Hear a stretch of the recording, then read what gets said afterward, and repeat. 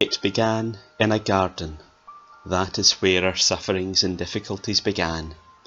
God, who is named I Am, had made man in his image to be in a relationship with him and placed him in a garden to tend it and keep or guard it. God was present with them, walking among them in the cool of the evening.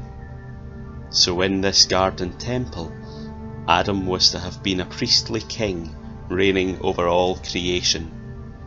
We had access to the tree of life and one prohibition, to not eat of the tree of knowledge of good and evil, for on the day you eat of it, you shall die. To disobey meant death.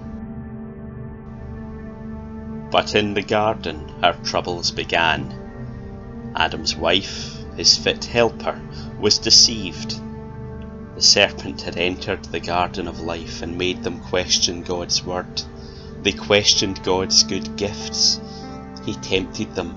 Your eyes will be open. You will be wise. You will see. You will know. You will be enlightened, illuminated. You will be like God. And so man, tempted to be God, came to the tree of testing and disobeyed.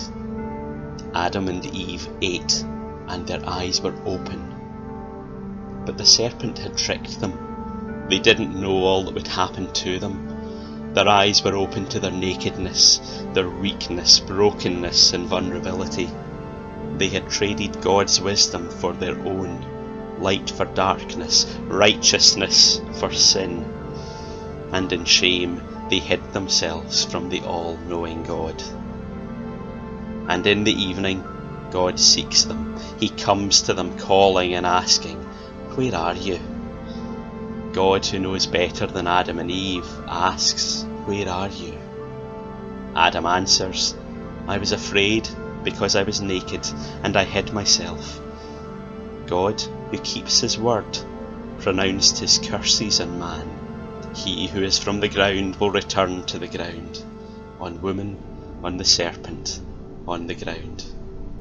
All of creation, of which Adam was charged to be a steward, was disrupted, and not least our relationship with the Holy God. He lost all that the Father had given him, and God drove them from the garden, sending them east of Eden, and leaving the garden to be guarded by cherubim, angels bearing swords, blocking the way to the tree of life. But not before promising that one day the seed of the woman would bruise the serpent's head, yet only by having his own heel bruised. And Adam's children grew in their sin and rebellion. As permanent residents east of Eden, they continued to seek their own wisdom, to be as gods, and to hide themselves from the ever-seeking, all-knowing I Am.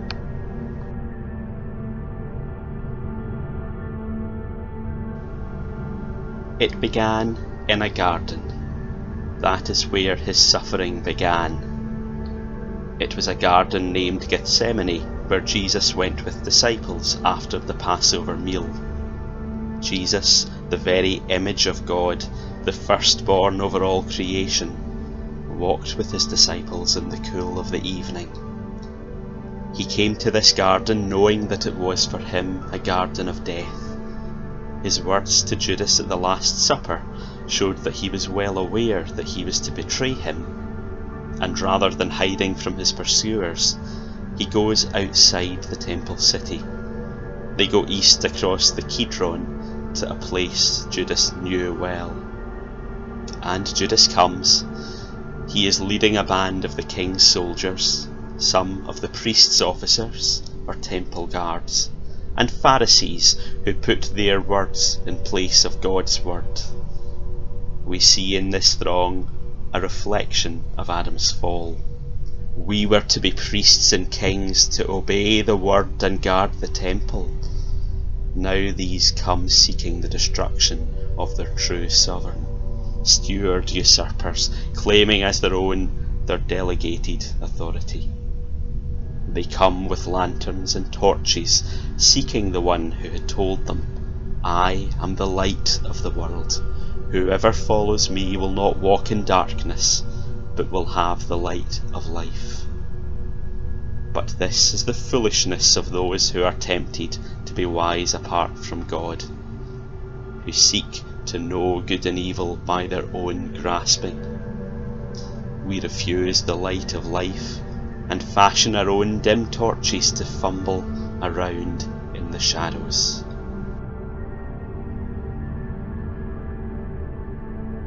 Before they can say anything, Jesus, knowing all that would happen to him, comes forward and asks them, "Who do you seek?" This man does not hide. He knows the answer better than they do. They don't have a clue who he is, but answer, "Jesus of Nazareth." And Jesus answers, "I am." There is no hiding from the ever-seeking, all-knowing I am. God himself has come to us. The Word became flesh and dwelt among us, the light that enlightens the whole world, who is life and the light of man, shines in the darkness, and the darkness has not comprehended, has not overcome the light. God himself coming was the only way for creation's curse to be removed.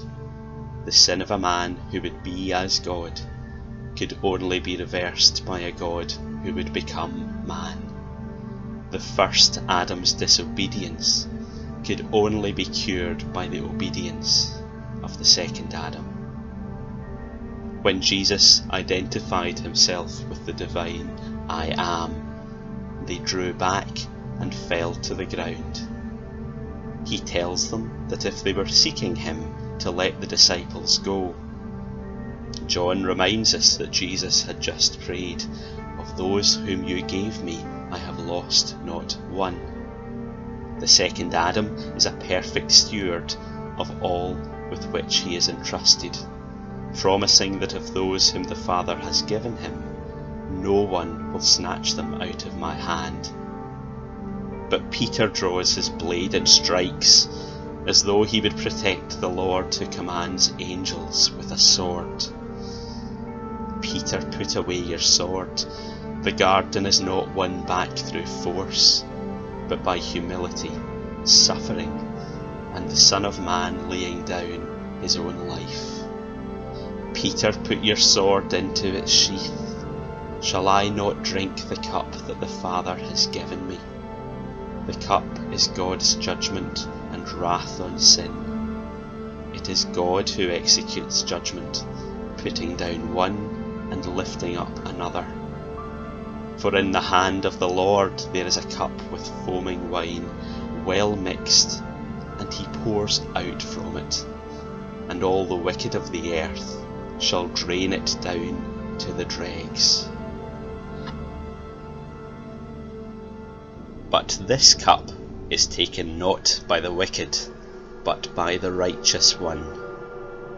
God's judgment and wrath is poured out on the cross.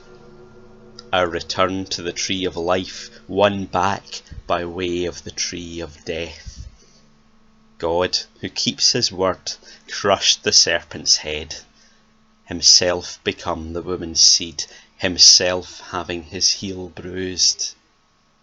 Where Adam grasped to be as God and disobeyed, losing all that he had been given and earning death, Jesus, the second Adam, emptied himself to become man, obeying the Father to the point of death on the cross, saving all he had been given and winning everlasting life.